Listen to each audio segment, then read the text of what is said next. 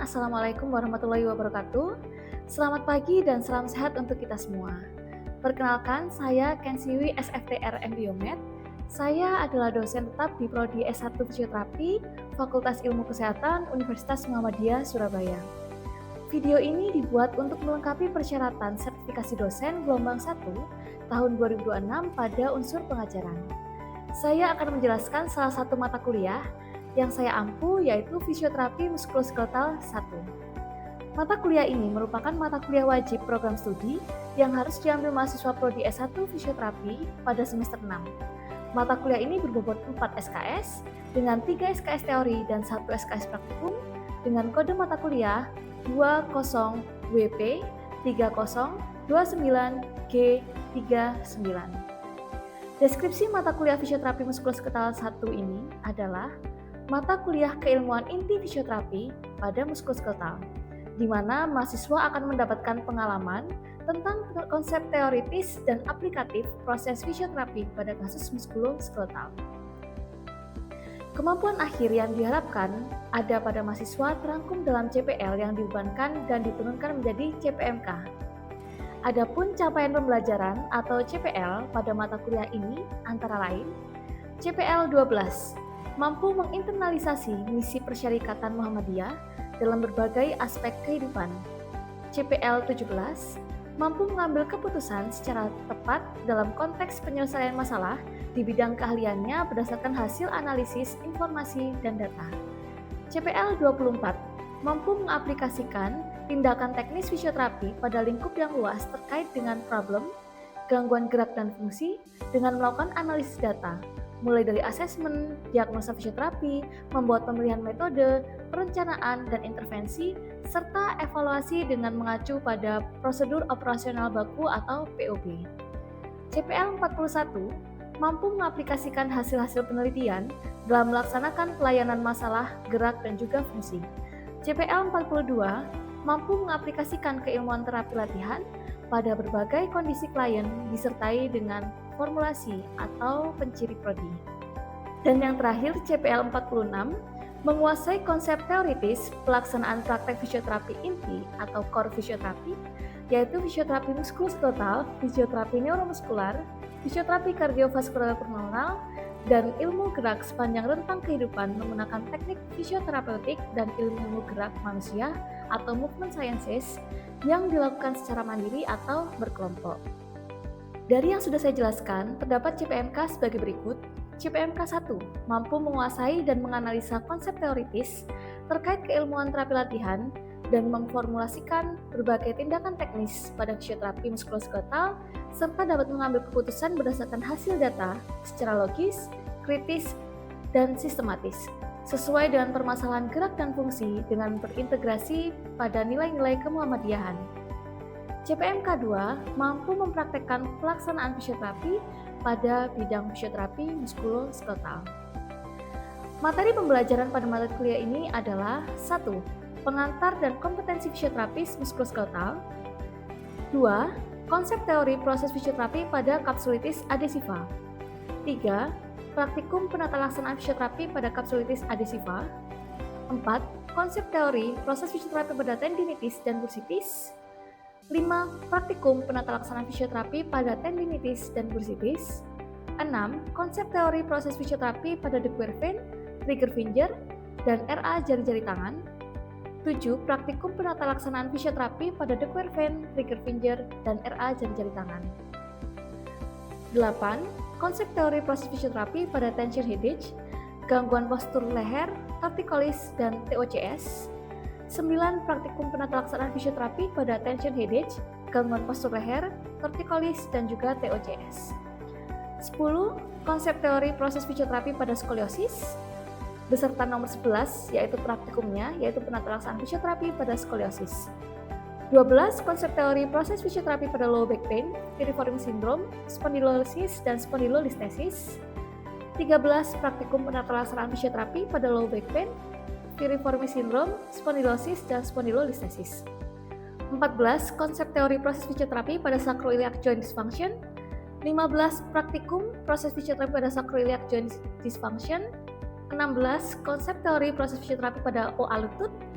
chondromalacia patella, genivalus, dan valgus.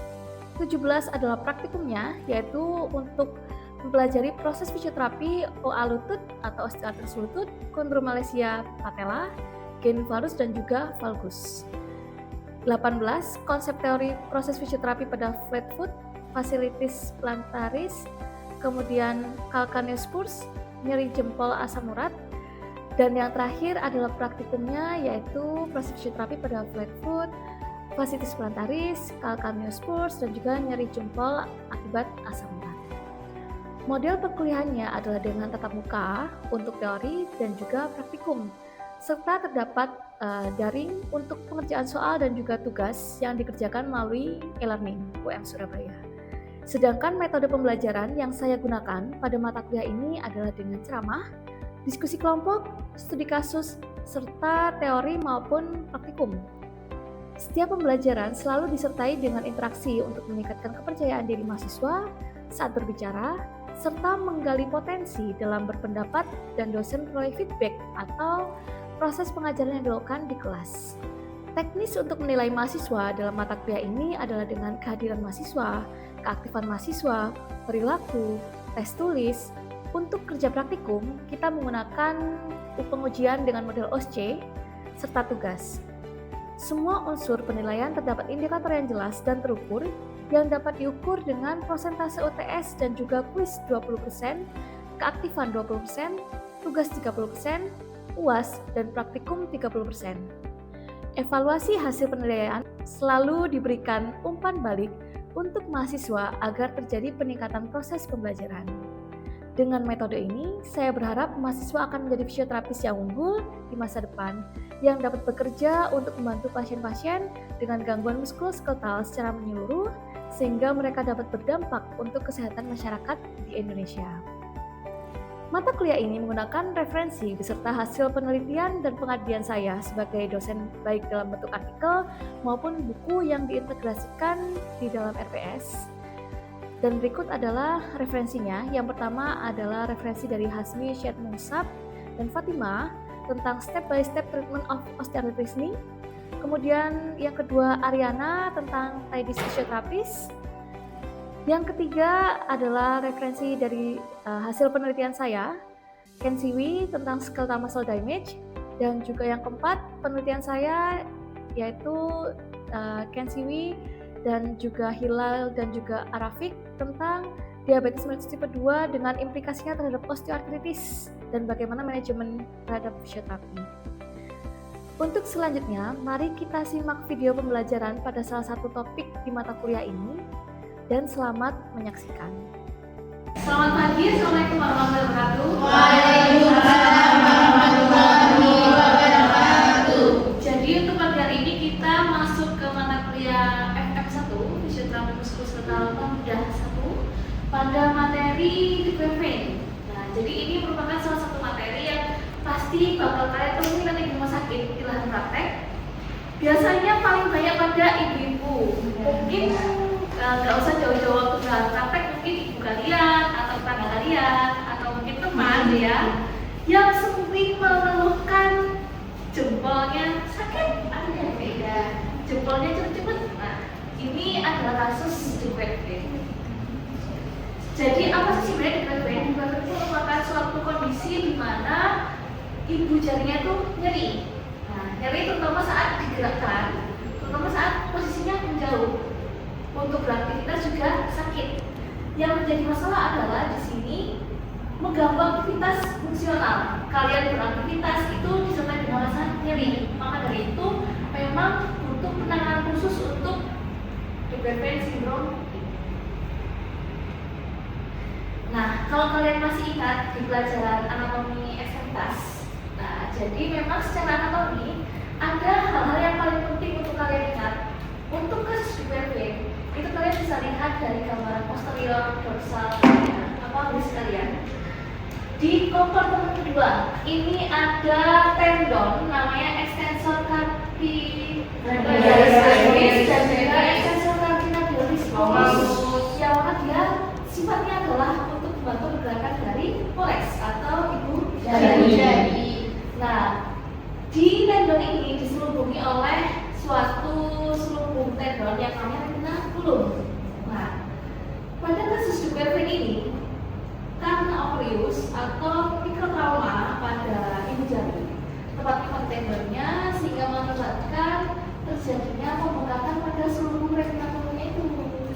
Tendonnya terhimpit, makanya dia radang. Nah, itu yang menyebabkan nyeri pada kasus Dupuytren. Nah, jadi memang sesuai yang tadi saya bilang ya, banyak pada ibu. Rasionya memang paling banyak pada ibu perempuan dibandingkan laki-laki. Kenapa? Karena aktivitas ibu rumah tangga yang banyak menggunakan tangan. Nah, kemudian banyak dialami juga oleh ibu hamil karena ada faktor hormonal juga pada kondisi ibu hamil. Kemudian prevalensinya tinggi di usia produktif 30 sampai 55 tahun. Penyebabnya bisa karena overuse, penggunaan tangan berlebih ya, dan lain-lain ya. Kemudian trauma langsung atau juga karena radang sendiri. Ini adalah patofisiologinya. Kalau kalian langsung baca, kalian pasti sudah melihat gambaran. Pada intinya memang si Dupuytren ini karena gerakan yang overuse terus-menerus dilakukan, sehingga ibu jarinya jadi radang dan nyeri.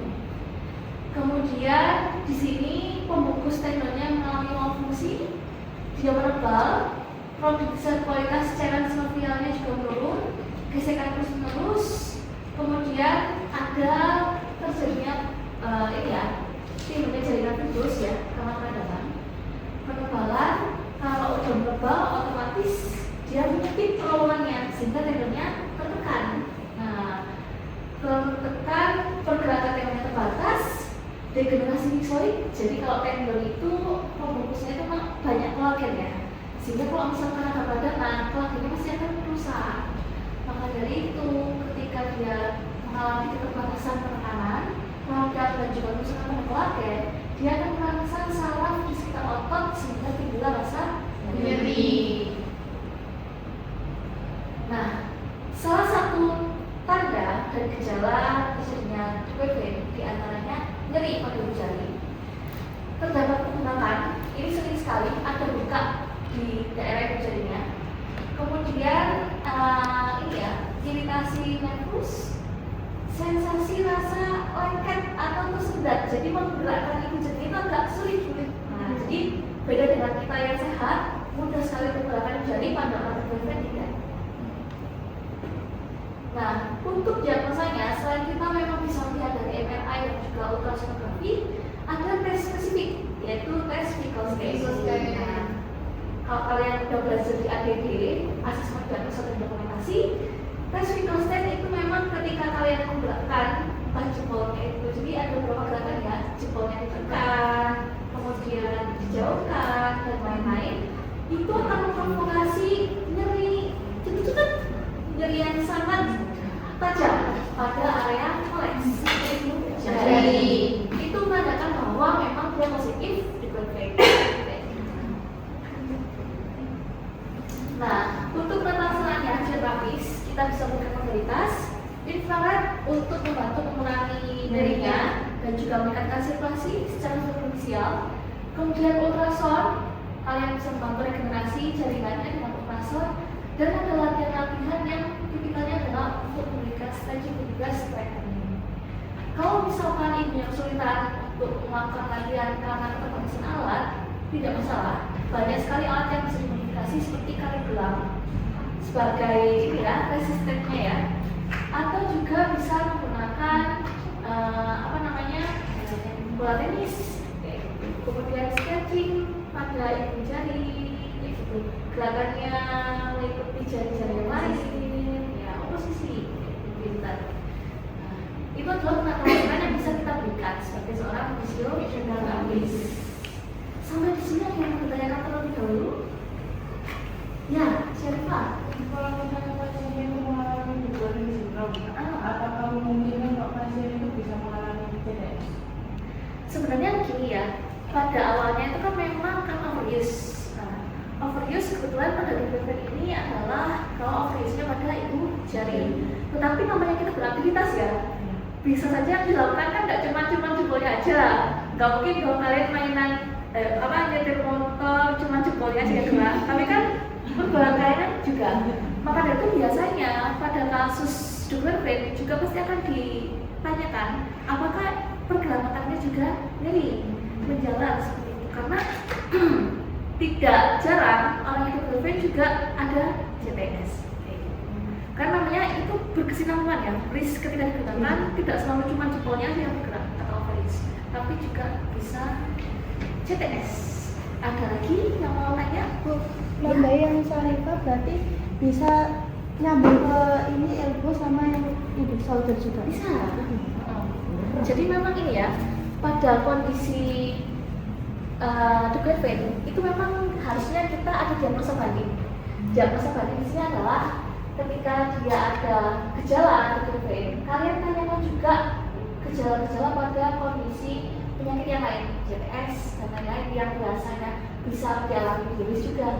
Karena bisa jadi itu ternyata bukan double vein, tapi dia CTS ternyata, atau bahkan bisa dua-duanya. Nah, maka dari itu ketika kita mendapatkan pasien, pastikan yang kalian cek bukan cuma apa yang kalian pikirkan, tapi ada diagnosa banding juga untuk konfirmasi yang benar yang mana kasus yang dialami oleh pasien. Ada lagi mau bertanya? Cukup? Cukup. Oke, kita masuk ke sesi diskusi dan juga tanya jawab. Setelah tadi sudah mendengarkan pemaparan materi, kita masuk ke diskusi sekarang ya.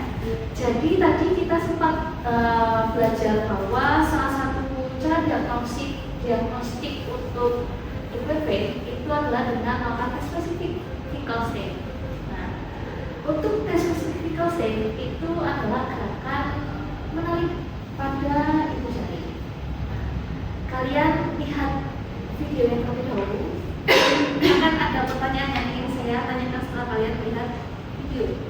Nah, ini adalah tes Finkelstein. Nah, jadi kalian masukkan ibu jari kalian kemudian dijauhkan. Kalau memang double vein positif, pasti kalian akan merasakan nyeri yang tajam dan juga celut. Tapi kalau misalkan tidak positif double vein, berarti dia tidak merasakan apa-apa. Coba kalian lihat sekali lagi videonya pada gerakan ini. Yang ingin saya tanyakan adalah kenapa pada tes Finkelstein ini kalau memang dia positif double vein, dia merasakan nyeri. Apa yang memprovokasi sehingga dia nyerinya timbul? Karena ada penarikan sehingga itu kan otomatis kayak ketekan gitu kan. Ya, langsung ada nyeri kan itu ada nyeri gerak, nyeri tekan juga. Oke, kalau Nanda bilang karena dia ketarik sehingga ketekan tendonnya ya tekan ya. Oke, ada pendapat lain?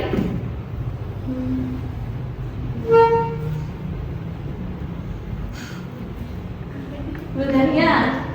Oh, budanya mau jawab kenapa budanya? Karena sama sih Bu, ada kompresi dari gerakannya, akhirnya yang ototnya itu terkompresi. Dan juga karena tendonnya itu kan sudah radang nih Bu, akhirnya dia semakin ditekan semakin nyeri pasti kalau ada radang. Oke, ada lagi? Setuju semua? Setuju. Gak ada yang, oh iya gimana Fatimah? Lebih tepatnya berkompresi itu senang bundar Bu. Tendon kulitnya, struktur tendonnya kita Terjadi kan di sini. Ah. Jadi ketika kita melakukan gerakan ini, berarti yang menekan seluruh bumi tadi, gerakan ini jadi menyebabkan nyeri menusuk atau tajam itu karena dia sudah meradang di retina kulitnya terus terkompresi sehingga menyebabkan nyeri yang tajam. Kalau misalkan yang tidak mengalami Werfen itu nyerinya itu hanya karena peregangan yang berlebih. Oke, ya terima kasih. Ada lagi? Sudah?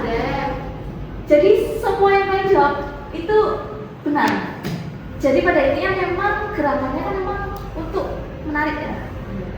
Posisi memang pada orang yang double vein itu kan retina kulitnya menebal, meradang sehingga menekan pada si tendon.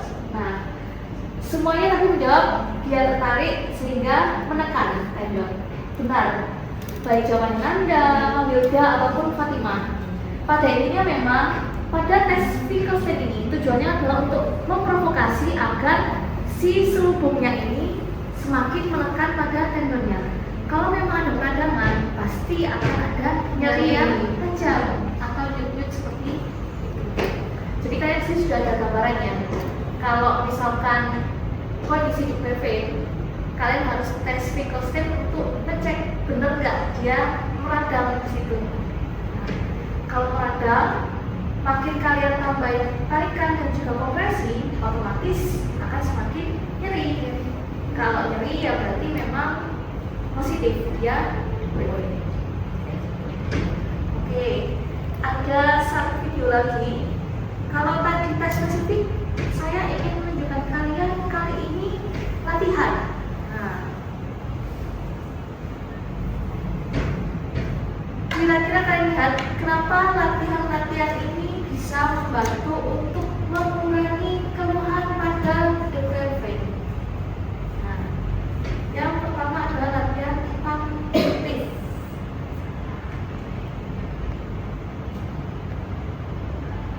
Gerakannya seperti ini. Jadi dia kemudian ada gerakan posisi stretch. Nah, gerakannya oposisi. Dilakukan 8-12 kali repetisi, tahan 6 detik pada setiap gerakan oposisi. Dua gerakan tersebut, uplift dan juga oposisi. Kenapa dia bisa membantu untuk mengurangi keluhan pada depresi? Menurut saya karena gerakan-gerakan tersebut kan gerakan stretching dan juga kan Bu. Nah pada saat pasien depresi sindrom pasti mengalami kerapuan karena nyeri dan radang itu. Akhirnya latihan stretching itu membuat si selubung tendon atau tendon tersebut menjadi lebih rileks. Akhirnya agak berkurang sedikit nyerinya. Oke, ada jawaban lain? Atau ada yang mau menambahkan?